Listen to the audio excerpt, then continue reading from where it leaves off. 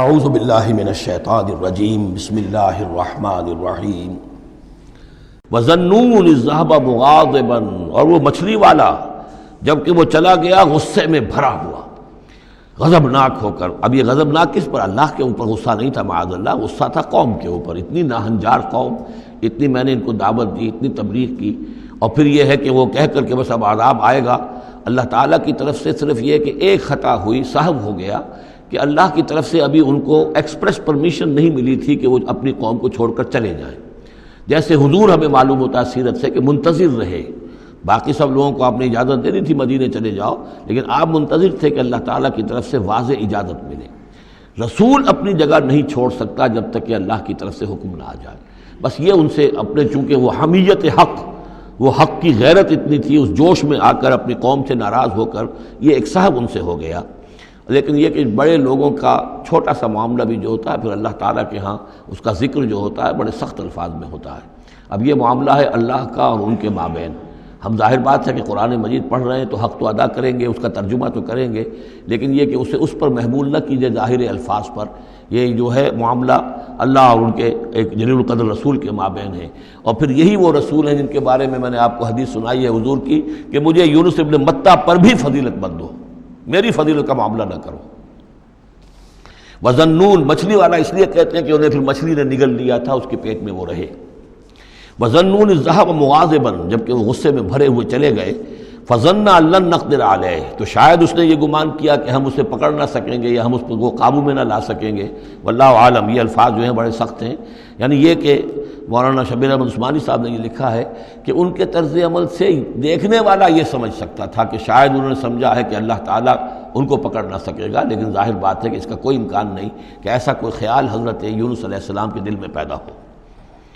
فنادیٰ فی الظلمات، پھر کیا ہوا کہ اللہ تعالیٰ نے وہ جو کشتی جس میں وہ جا رہے تھے، اس کشتی کے اندر وہ صورت بعد میں بھی کہیں آ جائے گی، تو پھر یہ کہ وہ مچھلی کے پیٹ میں رہے اور وہاں پھر انہوں نے تسبیح کی ہے اللہ کی۔ فنادیٰ فی الظلمات، تو پھر وہ اس تاریکی کے اندر مچھلی کے پیٹ میں اللہ تعالیٰ کو پکارتے رہے، اللہ الہ الا انت سبحانک انی کنت من الظالمین، کہ تیرے سوا کوئی الہ نہیں ہے، تو پاک ہے اور یقیناً میں نے ہی ظلم کیا، میں خطا کار ہوں، مجھ سے غلطی ہوئی ہے، اے اللہ معاف فرما دے۔ یہ ہے جو آیت کہلاتی ہے، اور اس کی پھر یہ کہ ختم ہوتا ہے، اور اس کی کافی جو ہے لوگوں نے اس کے فضائل جو ہیں وہ آپ کے علم میں ہیں۔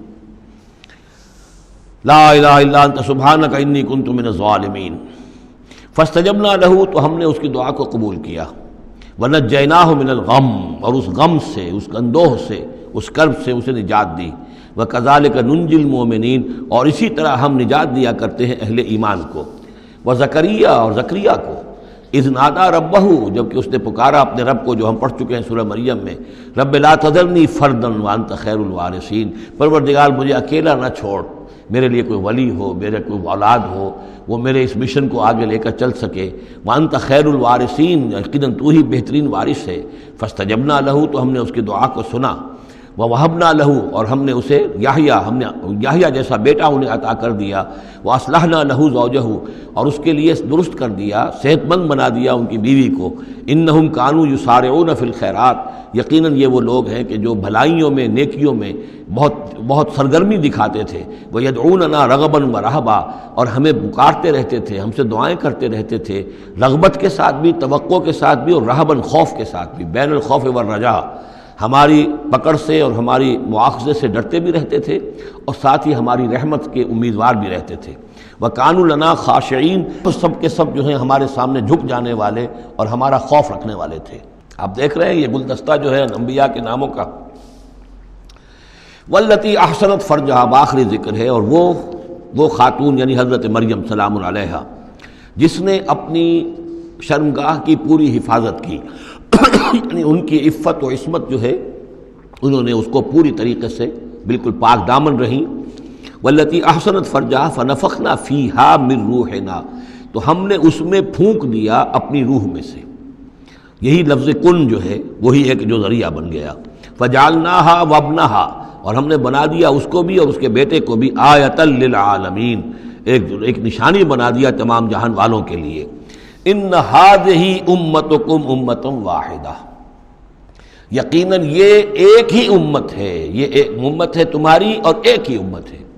یعنی ویسے تو امت ابراہیم اور امت اسماعیل اور امت موسیٰ اور امت عیسیٰ اور امت محمد، یہ بہت سی امتیں ہیں دنیا میں، لیکن یہ جو ہے یہ سب ایک امت تھے، ایک ہی دین تھا۔ کان الناس امۃ واحدۃ، تمام انسان شروع میں ایک ہی امت تھے، لیکن بعد میں یہ کہ لوگوں نے پگڈنڈیاں نکال لی، غلط راستوں پر مڑ گئے، ہوتے ہوتے وہ غلط راستے اتنے دور چلے گئے ہیں کہ پہچانی ہوئی صورت بھی پہچانی نہیں جاتی۔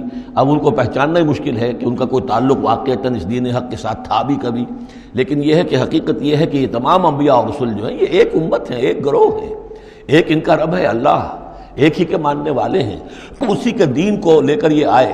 ہاں شریعتوں میں زمانے کے ارتقاء کے ساتھ ساتھ، حالات کی تبدیلی کے ساتھ، شریعتوں کے اندر اور تفصیلی احکام میں کچھ فرق واقع ہوتا رہا۔ ان ھذہ امتکم امۃ واحدۃ وانا ربکم فاعبدون، اور میں ہوں تم سب کا رب، بس میری ہی بندگی کرو۔ وتقطعوا امرهم بینہم، انہوں نے اپنے معاملے کو آپس میں ٹکڑے ٹکڑے کر لیا ہے، اڑائے کچھ ورق لالے نے، کچھ نرگس نے، کچھ گل نے، چمن میں ہر طرف بکھری ہوئی ہے داستاں میری۔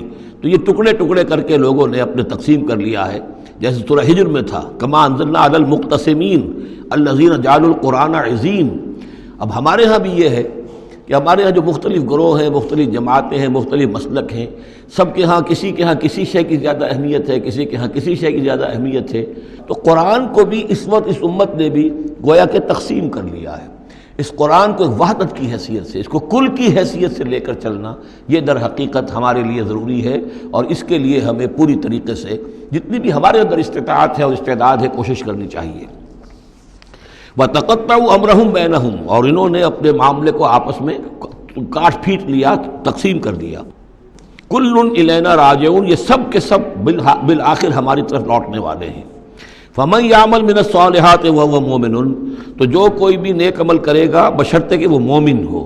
اگر کوئی غیر مومن ہے، ایمان نہیں رکھتا اللہ پر، اور کوئی نیکی کا کام کر رہا ہے، کوئی خدمت خلق کا کام کر رہا ہے، اس سے کوئی سروکار اللہ کا نہیں ہے، اس لیے کہ وہ لوگوں کو دکھاوے کے لیے کر رہا ہوگا، یا کوئی اور اس کی غرض ہوگی، کوئی الیکشن لڑنا ہوگا جس کے لیے وہ اب یہ نیکی کے کام کر رہا ہے اور غریبوں کے ہاں جا کر خیرات بانٹ رہا ہے۔ جب تک کہ اللہ کا یقین نہیں اور آخرت پر ایمان نہیں، کوئی نیکی کا عمل نیکی نہیں ہے جب تک کہ ایمان باللہ اور ایمان بالآخرت اس کی جڑ اور بنیاد میں موجود نہیں ہے۔ فَمَن يَعْمَلْ مِنَ الصَّالِحَاتِ، تو جو کوئی بھی نیک عمل کرے، وَهُوَ مُؤْمِنٌ، اور وہ مومن ہو، فَلَا كُفْرَانَ لِسَعْيِهِ، تو اس کی سعی و جہد، اس کی محنت، اس کی جد و جہد، اس کی ایثار، اس کی قربانی، اس کی وہ اکارت نہیں جائے گی، اس کی ناقدری نہیں کی جائے گی۔ اللہ تعالیٰ شکور ہے، قدر فرمانے والا ہے۔ وَإِنَّا لَهُ كَاتِبُونَ، اور ہم خود لکھ رہے ہیں اس کے سارے کام، اس نے میرے لیے یہ کیا، اس نے میرے لیے یہ کیا، میرے دین کے لیے یہ کیا، فلاں وقت اس نے یہ ایثار کیا۔ وَحَرَامٌ عَلَىٰ قَرْيَةٍ أَهْلَكْنَاهَا أَنَّهُمْ لَا يَرْجِعُونَ، اور حرام ہو چکا ہے، مقرر ہو چکا ہے ہر بستی پر کہ جس کو ہم نے ہلاک کیا کہ اب وہ لوٹنے والے نہیں ہیں۔ اس کے دو معنی ہیں، ایک تو یہ کہ جن بستیوں پر اللہ تعالیٰ کی طرف سے عذاب کا گویا کہ فیصلہ ہو چکا ہوتا تھا، تو چاہے نبی آ گیا، رسول آ گیا، لیکن وہ لوٹنے والے نہیں تھے، اس لیے کہ وہ تو اتمام حجت کے لیے اللہ نے رسول تو بھیج دیا ہے، لیکن معلوم ہے کہ وہ کفر میں، شرک میں اتنے بڑھ چکے ہیں، اتنے آگے نکل گئے کہ لوٹنے والے نہیں ہیں۔ اور ایک یہ بھی ہے کہ جو بستی ایک دفعہ برباد ہو گئی پھر اس کے لوٹ کر آباد ہونے کا سوال نہیں ہے۔ انہم لا یرجعون۔ صدق اللہ العظیم۔